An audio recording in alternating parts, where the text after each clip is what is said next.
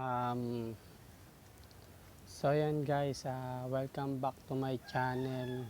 At kung bago ka pa lang sa aking channel, huwag mong kalimutan mag-like and mag-subscribe at huwag mo na rin kalimutan pindutin ang notification bell at para lagi kang updated sa ilalabas natin bagong video. So yun guys, bago tayo magsimula, mag-intro muna tayo.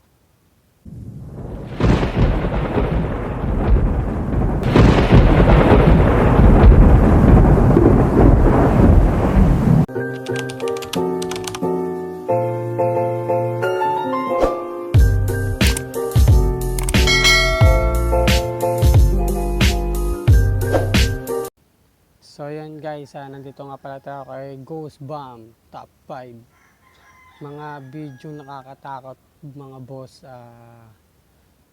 Pa-subscribe na rin dito sa ating Ghost Bomb Top 5 na to at dito rin tayo kumukuha ng mga ibang video natin. So yun guys, simulan na natin to bago pa simulan ng iba.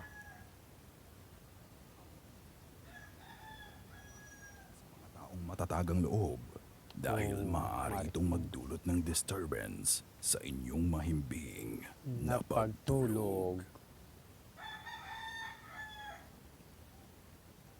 Ano?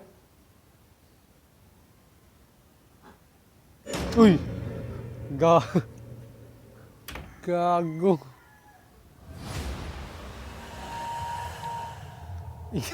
Grabe yung intro niya, Top boy. 5 ghosts. Intro pa lang, gago. Kinabahan ako. Something unknown. Ang unang entry sa ating video ay sinend ni ka-Goosebumps Joyce Diaz Mendoza from Dubai. Nagbo-blower daw siya ng buhok kasama ang kanyang anak nang na-capture niya ang chilling video na ito.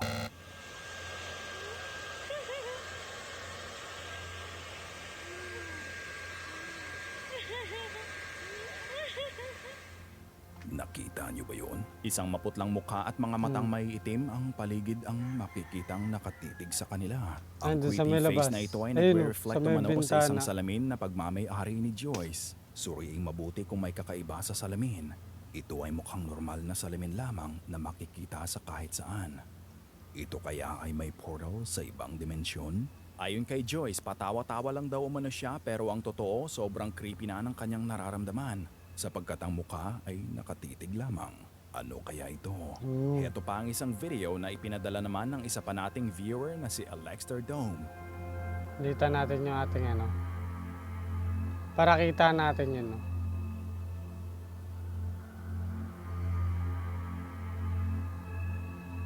Makikita ang tatlong kababaihan na sumasayaw and just having a good time. Nung bigla na lang may sumilip na pang-apat na entity.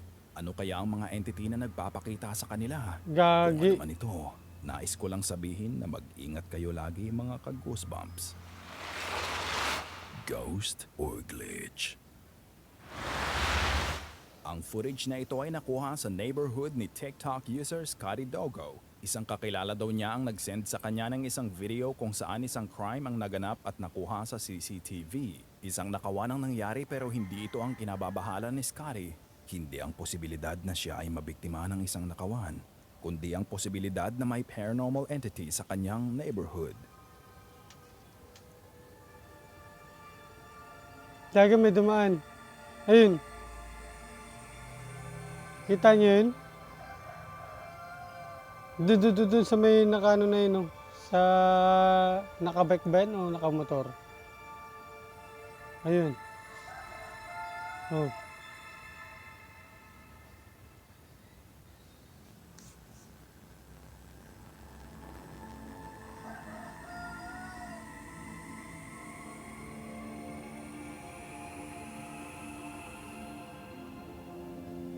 Isang black silhouette ang kapansin-pansing naglalakad na tila oblivious sa krimen na nangyayari sa paligid nito. Maya-maya pa ay bumalik ang shadow figure, pansinin kung paano tumingin patalikod ang thief. Para bang may nararamdaman itong presensya sa kanyang likod, ngunit sa huli Gagi. mukhang wala itong nakita. Sabi sa isang comment, ito ay glitch lamang. Ito pa ang shadow figure caught on tape. Ang video na ito ay pinost noong October 2006 sa channel ni Electricaman.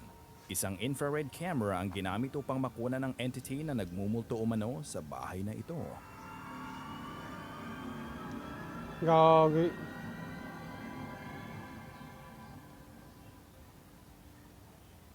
Nakita niyo ba yon? Isang white apparition ng bata ang makikitang pumasok sa isang kwarto habang Yun. ang mga paranormal investigators ay nagtatangkang makipag-communicate dito. Sadya bang mahihain ang ghost na ito or sinusunod lamang nito ang bilin sa kanya ng matatanda na don't talk to strangers? Ano sa tingin niyo mga ka-goosebumps? Ito kaya ay isang ghost caught on camera or isa lang itong glitch sa camera? Kikaboo! No.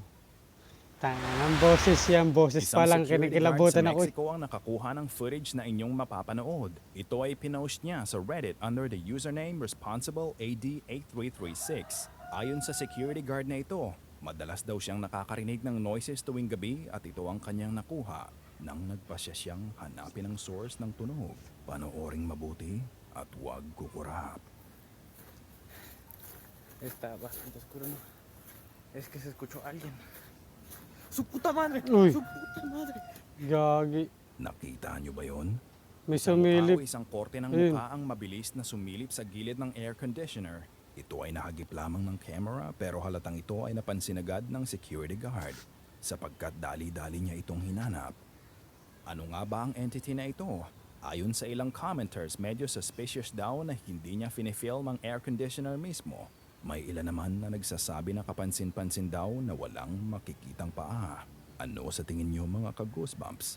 Ito kaya ay ghost caught on tape? Kayo na ang humusga. Not alone. Ang anong boses yan. Pangalawa sa ating list ay galing sa YouTuber Full Gunner. Sa video na ito, isa na namang footage sa alleged haunted house na ipinost ni Full Gunner. Isang exploration gone wrong ang tila nangyari sapagkat hindi daw kumakalma ang paranormal activity sa bahay na ito. Ayon kay Full Gunner, isang gabi daw nang ito ay kanyang na-film at hanggang ngayon binabagdabag pa rin ang kanyang isipan dahil sa kanyang nakita.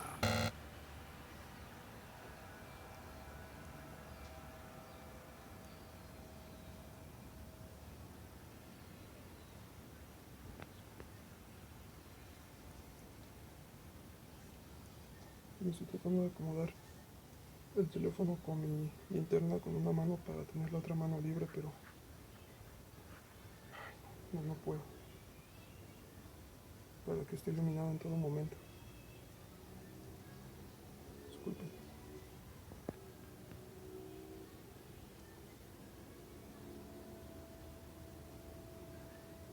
Nakakatakot naman dyan. Está cerrada la puerta. Escucharon voces. ¿Hola? Uy!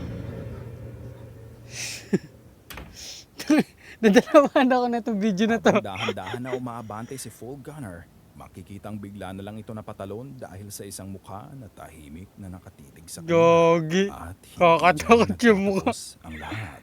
Sapagkat makalipas lamang ang ilang minuto, nangyari ito. ¿Hola? ¿Hola? Tang na, dandahan. Ay, putang ina mo. ¡Ay, Dios mío! Ahí está parado. Lo que sea, ahí está parado. Dios. Mis chanclas.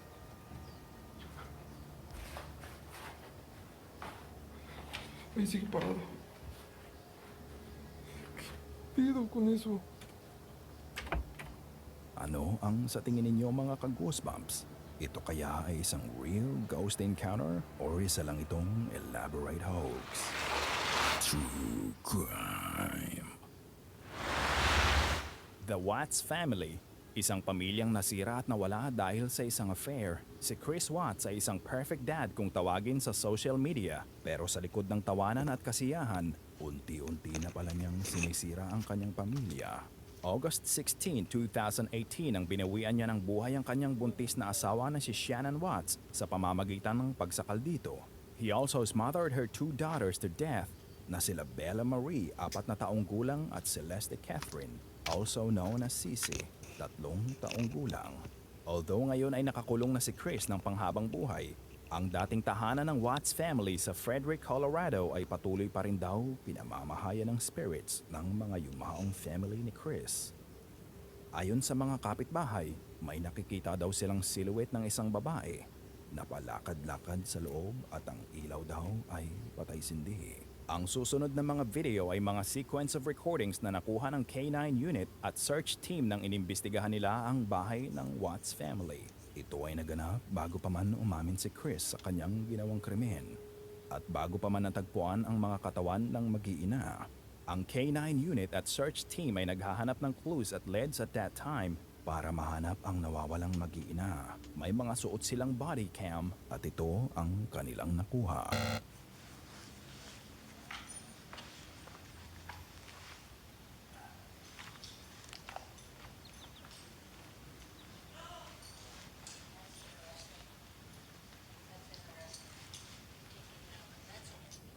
Narinig niyo ba yun?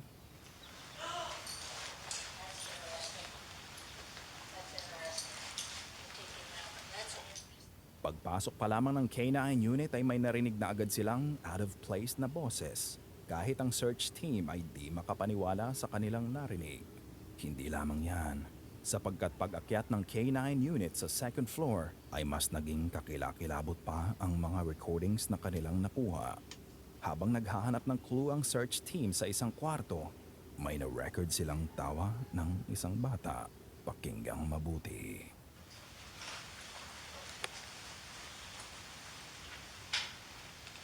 That's you.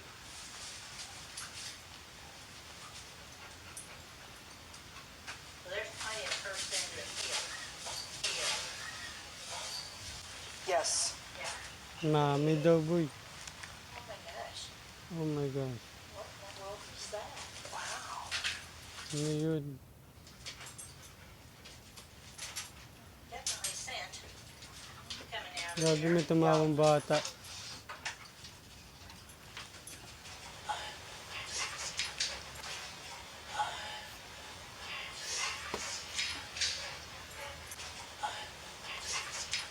Ayon sa isang comment, kung mapapansin daw, tila naipit daw ang vocal cord nung sinabi ang mga salitang ito. Ito kaya ay espiritu ni Shannon, ang asawa ni Chris na kanyang sinakal?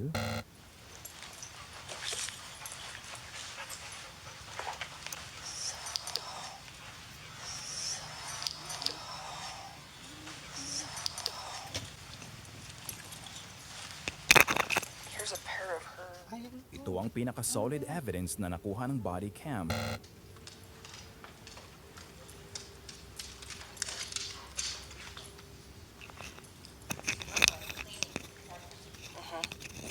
Nakita nyo ba yun? Tila isang silhouette ng bata ang makikitang tumatakbo pababa ng staircase. Ito kaya ay espiritu ng mga bata o ito ay isang optical illusion lamang? Kayo na ang humusga.